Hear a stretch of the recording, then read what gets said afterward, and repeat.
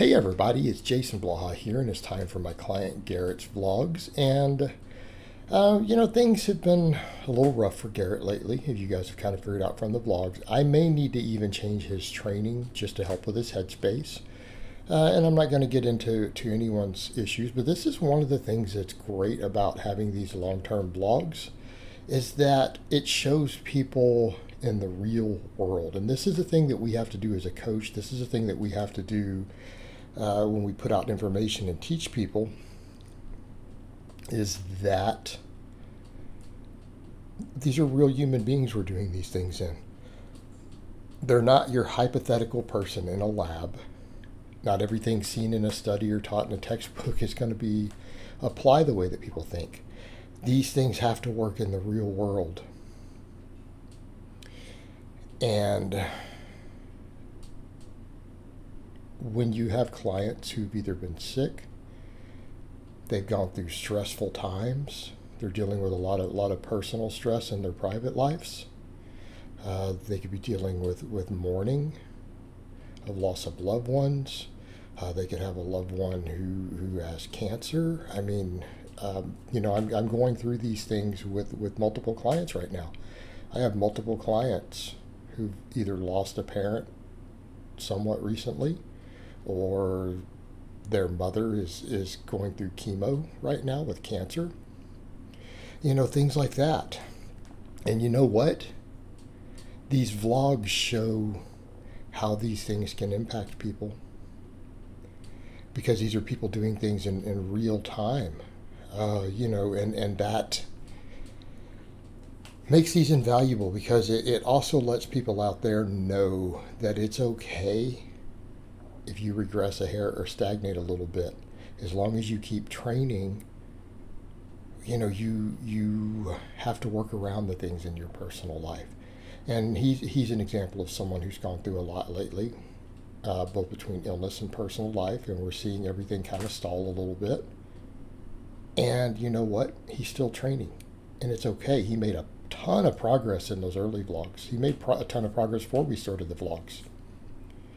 But it's not his training that's the problem. Now, I do want to talk about his headspace, because something I'm having to work with him a lot. Look at the bench. He has a setup right now that lets him lift the butt off the bench, and it's because of the way he sets up. And I hate that. That's the reason some federations ban the getting set up and then putting your butt on the bench, or unracking and then putting the butt down. I don't like a lot of that, because if you notice, it leaves him bridging a little bit. And then he's lifting his butt even on the ramp up sets. Now that's not good. We don't want to see that. And it's something I'm talking to him about. I'm like, hey, we need to change your setup, because those reps are no good. We've got to power. We've got to use your pecs and lats to drive it out of the bottom, right? We can't use the bridging to do it. It's going to be on the same on his deadlifts. We went through a lot of deadlift stuff, and now his deadlift form, he's going back to some old bad habits that he used to have, while going through a more stressful time in life. And I think that also highlights for everyone why it is so important to video your lifts. You get people who are like, well, I don't video my lifts. Well, you should. Everyone who's serious about their training needs to video their lifts. You need to see what you're doing. I vlog my training year-round for years and years and years now. All of it is up there. All right, it's valuable feedback. And it's funny, because people will try to critique whatever's happening with my form. I'm like, well, how many of you film everything that you do? How perfect is your form? Right? But look at it, we're seeing similar stuff with the deadlifts. Look, he's not setting the lats. He's squatting. He's not getting the lats in tight, so we're starting with a round back. He's dropping the hips too low again. And you know what? It's fixable. But a lot of it is, we've got to get him in the right headspace again. Got to get him in the right headspace again. And you guys can see what our training maxes are. He got, for this week, his current numbers, which are training maxes, are down below. You see the percentages in the sheet. We got 3 reps on the squat, 4 on the bench, 3 on the deadlift. But, with some of this, he's just like, man, it was a tough week. And I'm like, it really was, and that's okay. That's okay.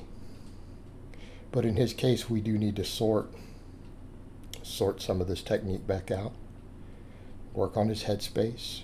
Something I work with my clients on coaching is not about handing people a spreadsheet. A lot of times it's about figuring out where your clients are in their own head, right? Figuring out where they are. You play counselor with a lot of your clients. You do your best to help them through certain times, give them good advice. And that's something that happens with me as a coach, as someone who's in my 40s, who's had a lot of life experience. A lot of my clients do turn to me and say, hey, you know, got this issue going on. What do you think about it? Or I know that you've experienced maybe something similar to this. And that's just part of coaching. It really is. That's part of coaching. Because as a coach, we deal with real human beings. And you know, that makes these vlogs relatable for people. I think it also highlights that this is what I have to do as a coach. Sometimes we help people through the times where they've either gotten sick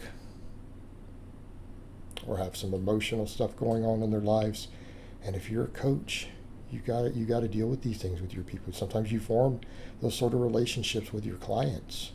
I mean, right now I have 37, and obviously I'm not that close to all 37 of them. But I probably have 8 clients at this point I consider actual friends. You know, they're actual friends. We have real conversations. And they've been on a long time. You know, you got to have a client at least a year before you kind of are at that point to where you think they're a friend. But this makes these vlogs relatable, because you'll see the people, they'll get progress up to a point, and then there's some stuff happening. And I think it brings home to the viewer that, wait, these guys are all humans. They may be on Team Blaha, they may be being coached, but they're human beings. Everything's not always perfect. But if we keep staying consistent, we can hold on to what we have. We can use training as an outlet. And then when things are better, we've gotten through our flus or pneumonias or the C word, we've gotten through, the various crises in our personal lives, then we can go back to making progress. And I think the fact that we've had a rough month or so with Garrett really, really makes this relatable to all of you out there. It really does. Okay? Because people lifting aren't machines. They're human beings. Just like you. All right, guys, but that's really all I have to say on that today. I hope it's been informative, and I'll talk to you guys next time.